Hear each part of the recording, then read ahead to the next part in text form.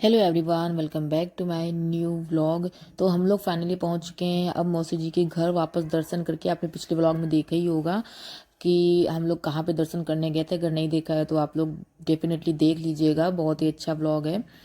उसके बाद हम लोग जब घर आए तो देखा यहाँ पर ये साड़ी वाले भैया बैठे थे जो कि दिल्ली से साड़ियाँ खरीद कर लाते हैं एंड यहाँ पे बहुत अच्छे रेट में, रीज़नेबल रेट में देते हैं। ये मौसी के यहाँ जब भी वहाँ से शॉपिंग करके आते हैं, कोई भी नया आता है कलेक्शन तो वो लाते हैं।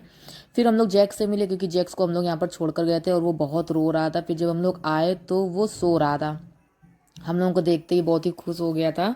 उसको ये लगा था कि कहीं हम लोग उसे छोड़कर चले तो नहीं गए। और बाहर मम्मी डैडी खड़े हुए थे, डैडी भी फिर देख रहे थे और देखो कितना ज़्यादा प्यार कर रहा है। बहुत ज़्यादा दुखी हो गया था जब हम लोग इसको छोड़कर गए थे, इसलिए बिल्कुल पास से हट नहीं रहा था। और मौसी ने इसको सुला दिया था खीर पूड़ी खिला के। उसके बाद मैं बाहर आ गई थी, मैंने देखा तो ये सब साड़ियाँ थी, मुझे कोई थोड़ी बहुत पसंद आ रही थी बट मैंने फिर ली नहीं थी क्योंकि मम्मी को कुछ ज़्यादा पसंद नहीं आई थी। ये वाली और एक दो मौसी ने ली थी। फिर यहाँ पर ये लोग सूट भी दे रहे थे तो सूट भी दे के, बट मुझे बहुत तेज भूख लगी थी तो मम्मी से मैंने कहा आप मुझे पहले खाना दे दो, उसके बाद आप साड़ी या जो भी आपको देखना हो देखना।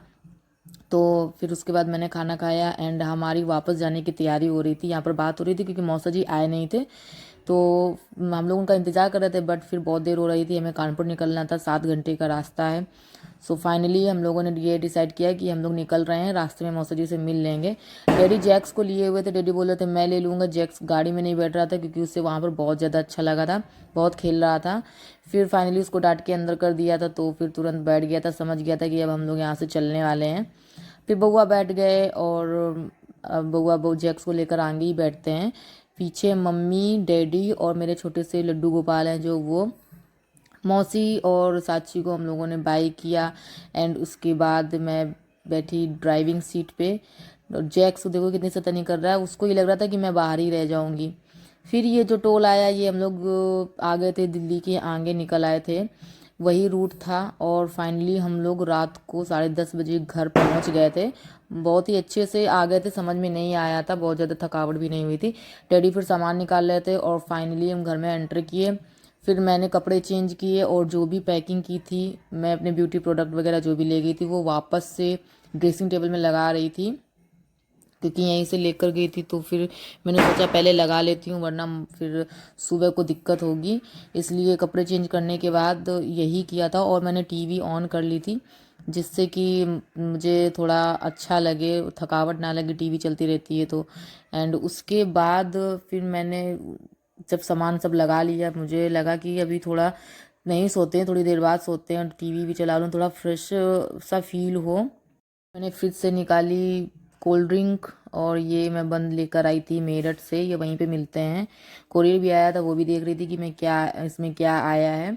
इसमें मैंने मंगाई थी सेल्फी स्टिक शूट करने के लिए क्योंकि उससे आसानी रहती है, ऐसे डायरेक्ट मोबाइल से शूट करने में थोड़ा सा प्रॉब्लम होता है और इसलिए मैंने उसे मंगाया था। वो देखा एंड फिर मैंने कोल्ड ड्रिंक ली, बउआ से बोला कि तुमको भी लेनी है तो ले लो।